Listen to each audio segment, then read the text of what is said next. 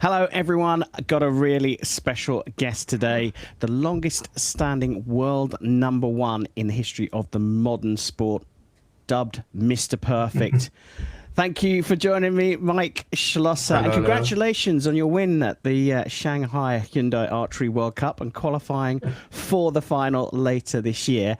But before we get to that, more importantly, how are you and Gabby at the moment?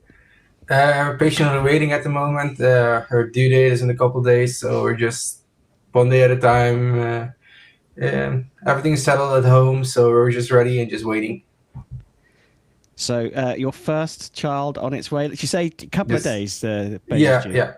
yeah. So next week Tuesday is her official due date, so we're still like almost a week out. And how is she? She's over it.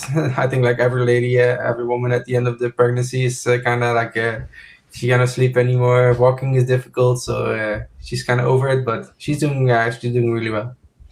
Well, sending lots of love to Gabby, especially, and to you, of course. And best wishes. Hope everything goes well with that. Same. But that meant going to Shanghai came with a little bit of risk. One of the things I really wanted to know is, did you have a plan if Gabby went into labour whilst you were there? So we talked about it before you even went. Of course, there's always a chance that she would have ended in labor that week. I was in Shanghai. The chances were small, but there was definitely a possibility. So we had her cousin fly in. She had a really good relationship with him, so he was here with her. And we decided upfront, like the moment that something happens while I was in Shanghai, I would stay in Shanghai, because the moment something happened before I was back was going to be too late anyway. So I rather finish the competition than flying back home and being too late anyways. So, I mean, fortunately, it didn't happen, but that Hmm. must have Luckily. had a little bit of an effect on your concentration, let's say. Yeah, of course, because like every notification you get on your phone, you think, okay, oh, is it this or is it that? And of course, like I had Gabi on unmute on my phone, but the rest was muted. So every time I got something in the night that she sent me a reel or a message or anything, I was instantly like, what is it? Like so it was really kind of stressful in the beginning, but later on, like things stayed quiet because also was gone. The midwife had an extra appointment with her planned. So and everything was just quiet. So it was also a little bit of peace that our midwife is really helpful. She's really into our like keeping our sports, and she's really also trying to get things moving before I need to leave to Turkey. So we're lucky with that as well. But like still, like every day it can happen, of course. And every day I was in Shanghai. Every morning I woke up, I was hoping that I still had a day of just peace. I saw a recent post you put up on social media of, I think, you shooting in your back garden and she's Yeah. lying down in the sun. Yep, yep. She's I don't know, like I think for about a week now she stopped shooting. Pulling the bow was too heavy on her belly. Kind of like the muscles that you used to shoot are like muscles you're not supposed to use anymore at the later stage of pregnancy. So she was about 38 weeks pregnant, and she decided like I'm gonna not shoot my bow anymore. She's still going to the gym, doing her like pregnancy exercises and stuff like that. But for the rest, like shooting wise, she's gonna stop until like she's gonna be fit again to shoot. Staying connected by sticking close to you while you're practicing. Yeah, it's also like kind of weird because we always like every single training we do is together. Like it doesn't matter if it's indoors, outdoors, or whatever. Like we do it together. So like it was really weird the first couple days that she wasn't shooting. She was just like inside, just chilling, kind of. And me being there alone was really weird because that never happened. So that was really weird. So I asked her yesterday, like, hey, do you mind just coming, just sit there? I don't mind if you don't shoot or anything. Just be there, split my arrows or whatever. Just be there, And she did that luckily, and I was happy for that. So obviously still training and keeping up with that, and clearly it worked. Let's get to Shanghai itself. Mhm. Second stage of the Hyundai Archery World Cup, 4 stages this season. For those that don't know, if you win a stage, you qualify automatically for the finals at the end of the year in China. You had a great start, didn't you, in the ranking round? I think 7-14, top of the ranking round. Correct. The day went off, qualification day was pretty smooth. I started off really strong, mentally really strong, good place as well. And then later on, like my emotions got a little bit to me. I started getting nervous, just thinking about home, and just couldn't kind of focus. So the second half was a bit rough. I also dropped some points I shouldn't have dropped there, but it was still good enough to walk away with the number one seed at the end of the day. I'm happy about it that I still kept it going kind of good, but I also kind of bummed out that I knew I could have performed better. I still wonder how you got the nickname Mr. Perfect. Look, you then had a day off, didn't you? Because you weren't competing in the men's team event. So I spoke to Matthias Fullerton a couple of weeks back after his win at the first stage. Now he shot on those team days. What was it like for you? He told us that it doesn't really worry him too much about flicking from one event to another, but to have nothing for a day, what do you go and do? Do you go and look around the city, or? Oh no, definitely not. So I kind of just went to the practice range, did some shooting there, worked on some of the final fine tunings of the bow and myself, and just getting in the flow of matches and just get over it. Like I kind of know how to mentally prepare myself for matches, so that's what I did that day of my off day, kind of.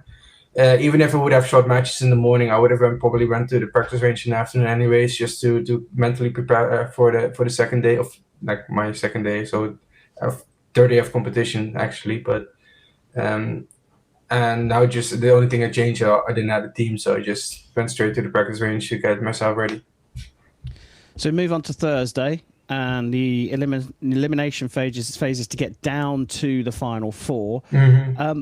Look, you do it in a different place to the finals. Obviously you went through to the final four, beating Pang of Chinese Macau, Martin Dansbo from Denmark, Achiko Liu from Turkey, and Lin from Chinese Taipei. But I look at your scores, and look, they're not bad, but they're not right up there. What were the conditions like on that Thursday? The Thursday was really challenging. It was really gusty. It was raining.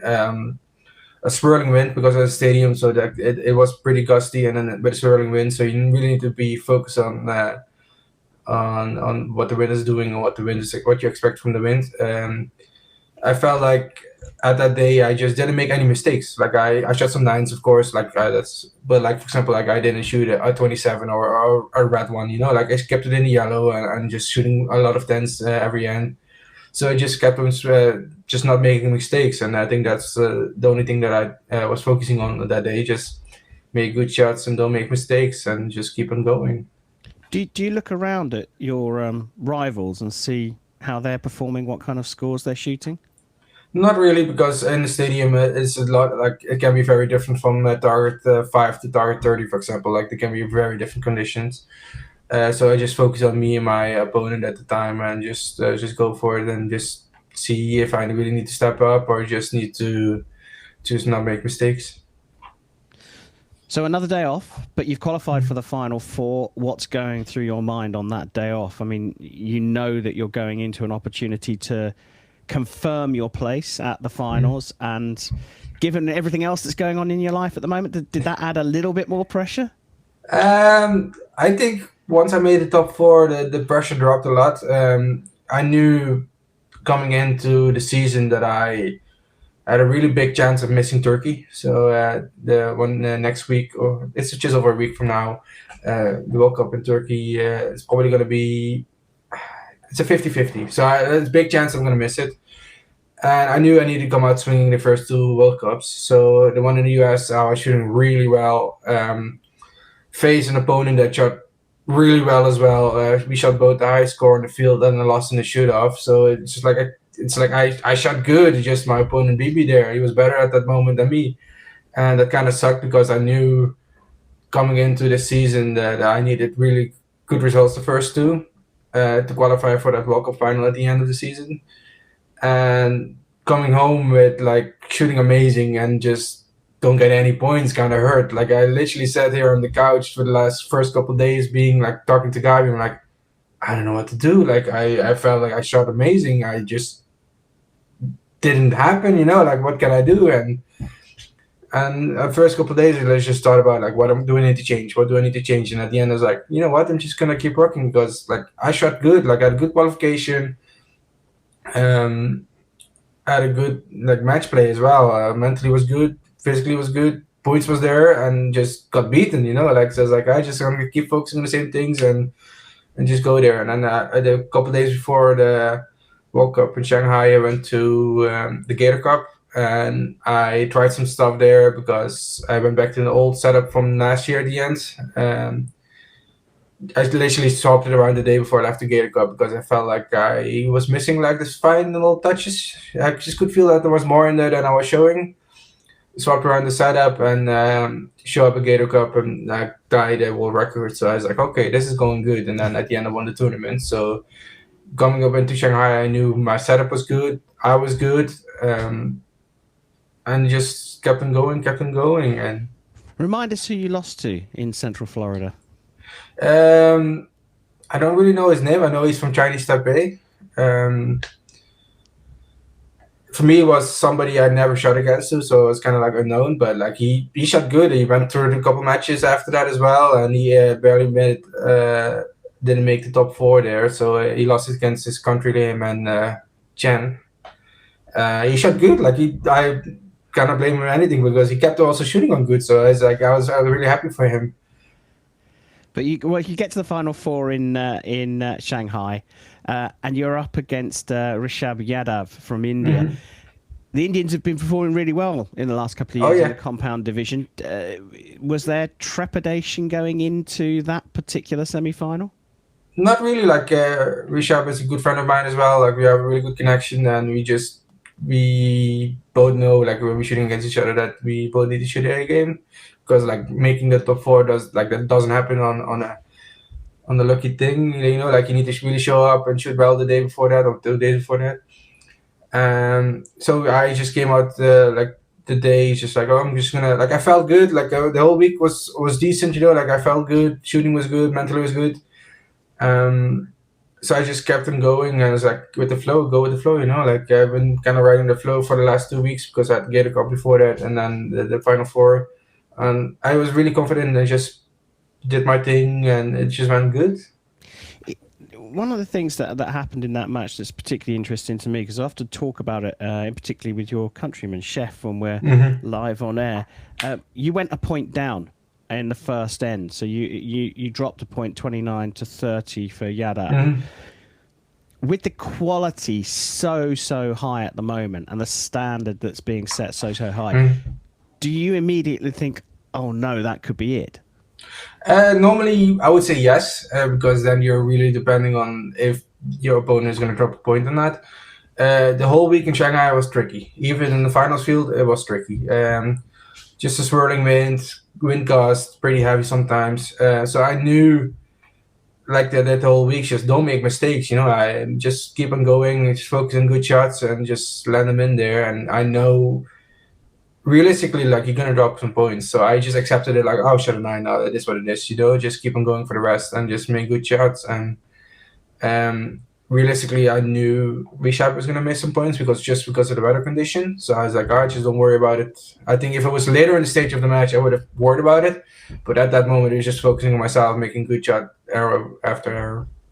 It worked because you didn't drop a point after that, taking a 149 to 143 victory to then go into that final with Choi Young Hee.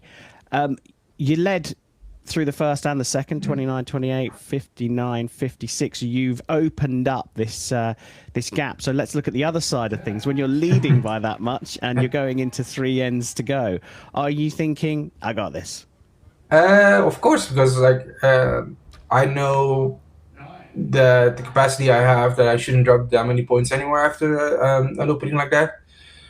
Even though the conditions are tricky, I know that a 9 is acceptable sometimes, but like I'm not going to shoot 3 or 4 9s. At least I shouldn't shoot that. So realistically, I'm in that position, just like the same thing, like same mindset. Just don't make mistakes and just keep on going and just try to build out this lead or just keep on containing this lead. Well, you did. You contained it. You both shot 30, 29, 29 through the final 3 ends for that victory, 147, 144. So qualified for the final now. Back to everything else that's going on in your life. I mean, that must take off a huge amount of pressure, especially with your first child coming. Yeah, for sure, because like at the beginning of the season has been really tough for myself because I really pushed myself. Like I think I never shot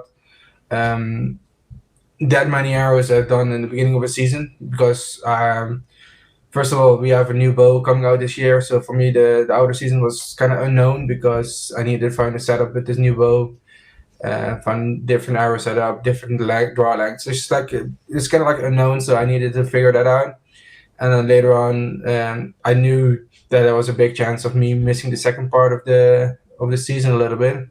So I was like, I just need to come out swinging, and I felt like I did, but like I told you, like in Florida, I didn't come my way, but now in Shanghai I did, and after that, after coming back from Shanghai, I literally didn't touch my bow for almost a week because first of all I was kind of burned out because I really put everything on the line to perform at these first 2 World Cups, and there was a lot of things that I still need to do at home as well, like so painting some walls, making the last adjustments for the baby to come. So everything was kind of set up, but the finishing touches are definitely not ready yet. So that kind of took my effort to get finished. Well, I mean, there's a couple of things in there. I mean, there's a load to unwrap, but I don't want to take up too much of this, give your time at this precious moment. But it must have taken the pressure off somewhat with the win now that you know that it's unsure what you're going to be doing for the rest of the season, but that final is booked. Yeah, for sure. And for us, like the final is one of the most important tournaments of this outer season because it's like you qualify only if you're good enough for it. Like you need to win or you need to have a couple good tournaments. Like you're not gonna make it by a fluke, kind of. You know, like the 8 people that are competing at that World Cup final are the 8 best people of the world at the moment, and that being said, you're already like qualifying already means a lot. The other thing I want to get into, and I think we could do a whole separate interview on this because I'm fascinated by it. So you changed bow, and that has changed your entire. I mean, I'm guessing your process is fairly similar, but when you talk about different draw lengths, different arrow lengths, I mean, that's a significant change at a crucial part of your career. Yeah, like just like I have a bunch of experience. I've been doing this professional since 2011, full time. So that's for 14 years now. So I have a lot of experience on what to do and what my body feels and what my body needs, so I can adjust the bows to that. But still, like there's still going to be a lot of reps in there, seeing if the changes that you make are going to work out for it. So the bow I started the season with, I was shooting good with it. I felt like pretty happy with it.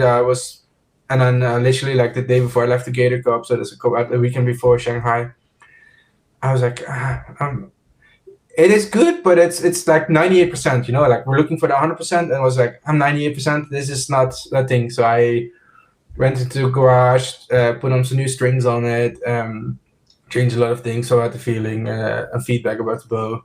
And then I started shooting it the day before I left, and it felt good there at the practice range. But then, of course, it feels good at the practice range, but everything feels good at your own backyard. You know, like everybody is a champion of training. So I was like, you know what?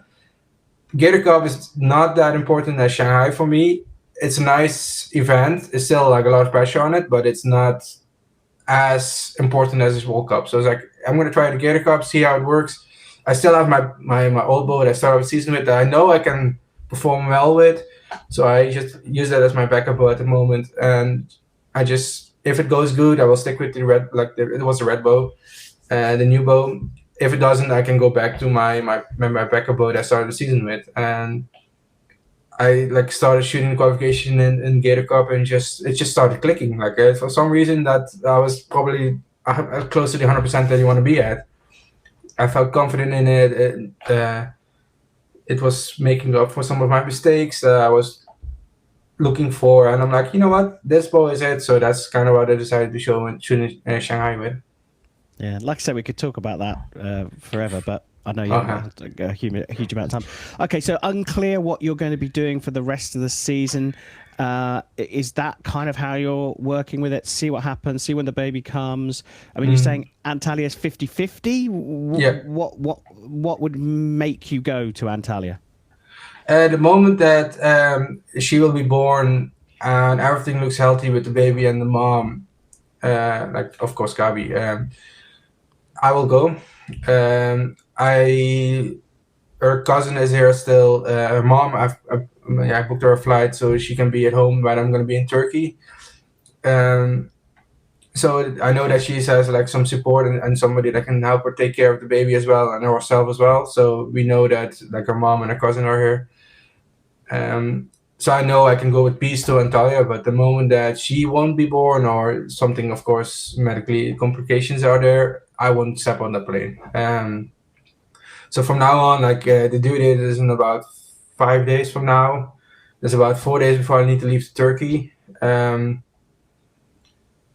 So it is what it is. But like I told you, like our midwife is really pushing to see if we can figure out to make this baby come a bit on time or a bit early even. So we'll see. Spicy food, pineapples, any other methods being used? So we heard like we did Google a little bit, and we heard like about a tea, kind of like a leaf tea. I'm not sure about it, so we tried that the other day. It wasn't a success because her stomach got upset about it. But for the moment, we got to patiently wait. We still have a couple of days. We're about a week and a half out from me leaving, so we will see. Like also, like I said, like I have peace with it. Like it is a life-changing event that I don't want to miss.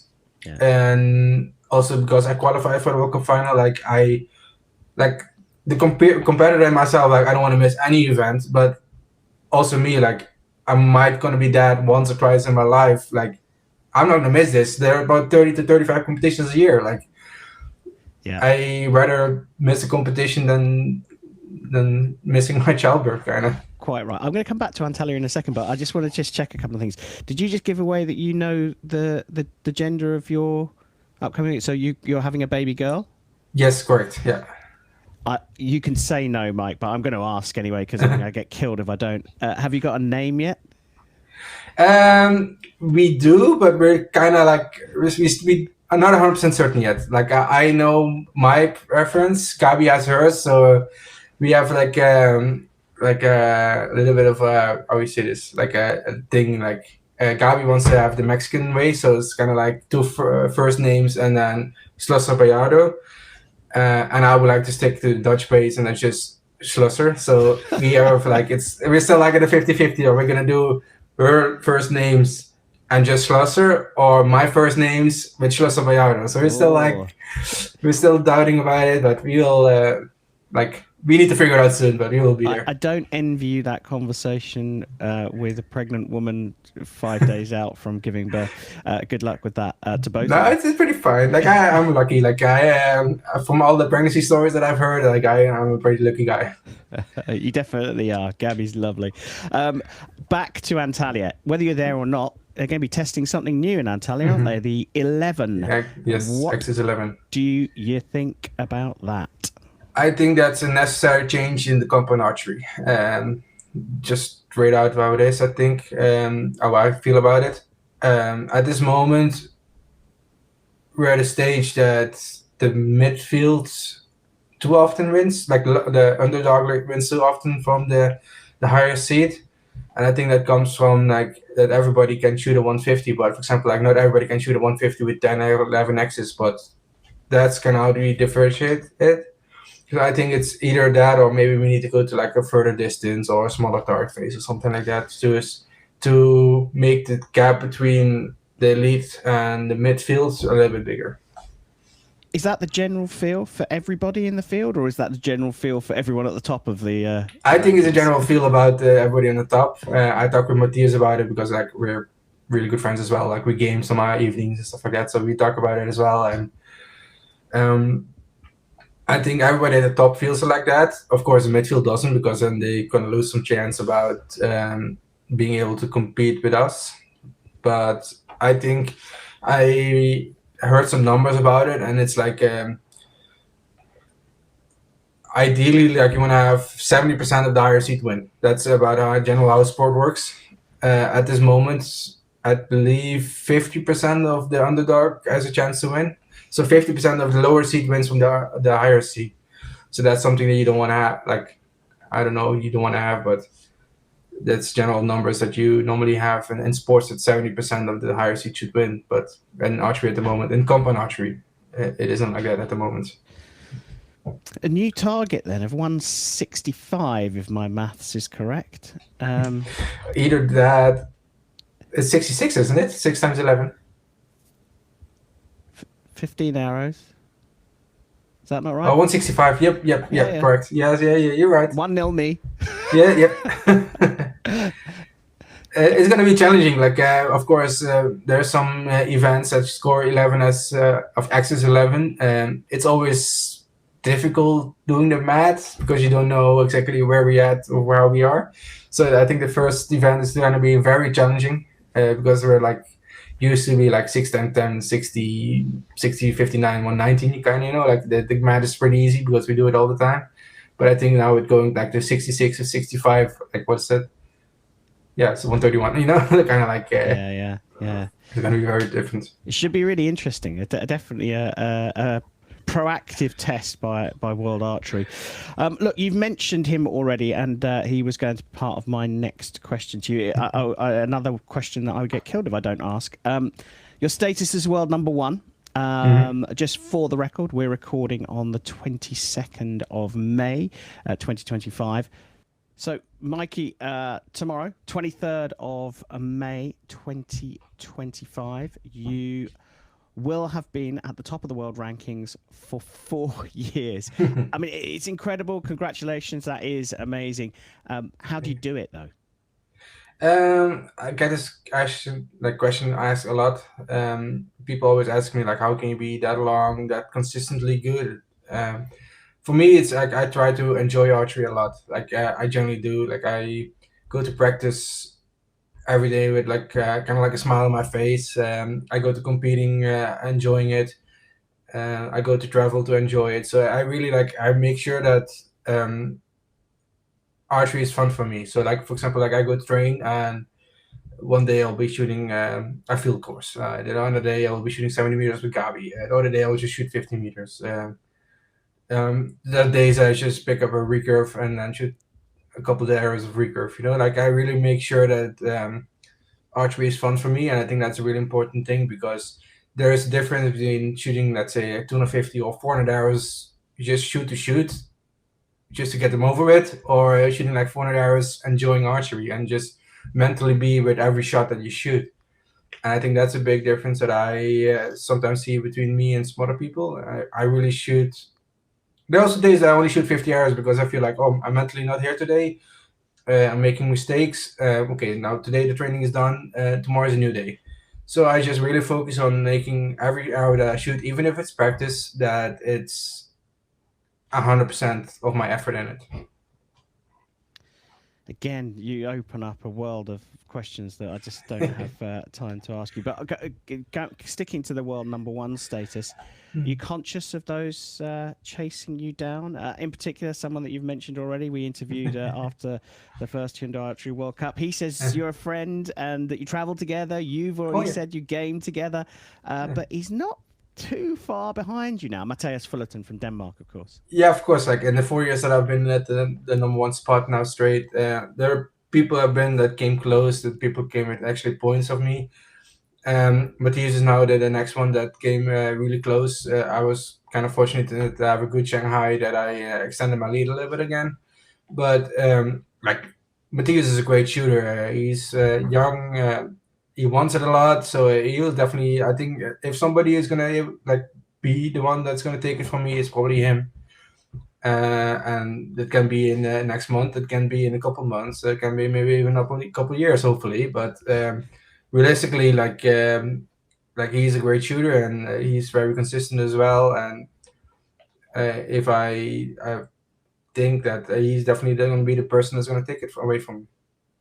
It's a tussle that I think, including me, everyone is enjoying watching because it makes for such great sport. Look, I'm going to wrap things up, but I've got to ask you a couple of quick questions. Mm-hmm. You mentioned shooting a recurve bow. Any good? No, just 9 average and 70 meters. So it's just it's average at most. Okay, so you don't need to shoot a recurve bow anymore to go to the Olympic Games. So that's No, my other quick question. What do you think about the news about LA?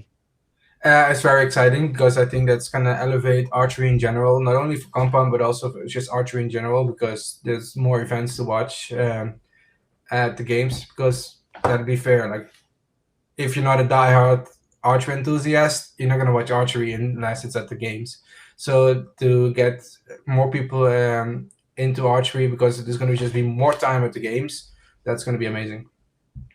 Are you busy trying to encourage your female country fellows to up their game to join you in LA? We have some female compound archers that are definitely up to par. We just need to wait for like the biggest part of us is at the moment is funding from our federation, like Olympic Committee. It's going very slow. I kind of like, of course, the rumors were since January that this was going to happen. And also in January, I've been telling the federation like, have a plan ready for when it happens. Like, just I don't want to say like get money already. No, just have a plan ready for like, okay, Comp gets Olympic. We're gonna go now as a mixed team to all the World Cups to get experience. Because to be fair, like as a mixed team, we have very limited experience because yeah, we are all self-funded. So like for the women in the Netherlands at the moment, there's just not realistically to ask them to go spend like €2,500 every event just to shoot, you know. So like most of them just they prioritize some local events and maybe some Grand Prix and some in the World Cups because it's just a long weekend and just they work full time and it's just like they need to have days off for work and then pay €2,500 to go shoot a World Cup. They rather spend that money on a holiday. Like I'm pretty sure if I was in that situation, it would be the same, you know. So we're really depending on some funding from our federation or Olympic Committee, and we're waiting on that. Like I think that's a very important step for our next steps in archery as the Archery Netherlands with the compound. It's a struggle all over the globe for athletes from many countries, and one that's tough to hear. But certainly the challenges you've risen to are something to celebrate. Look, we've taken up a huge amount of your time. Thank you very much. Don't worry about it. Let's get back to the real world. Are you ready for the quick dash to the hospital? Yeah, like we're kind of like everything. So like the first couple days after Shanghai was a little bit of a struggle because I had some things I wanted to do. I wanted to paint the wall in our room and do some finishing touches and stuff like that. And after that happened, I just been like, okay, the hospital bags are packed. The car seat has already been installed in the car. So we're kind of just literally I just waiting for the moment to happen. And that's the only thing we can do. And at this moment, I'm not nervous yet. I'm just impatiently waiting for her to come. Well, look, Mike Schloesser from the Netherlands, many thanks for your time. Best of luck to you and Gabby. Can't wait to find out who wins the name battle. Yes. But Mikey, thanks very much for your time. Look forward to seeing you on the circuit a little bit later on in the season. Thank you.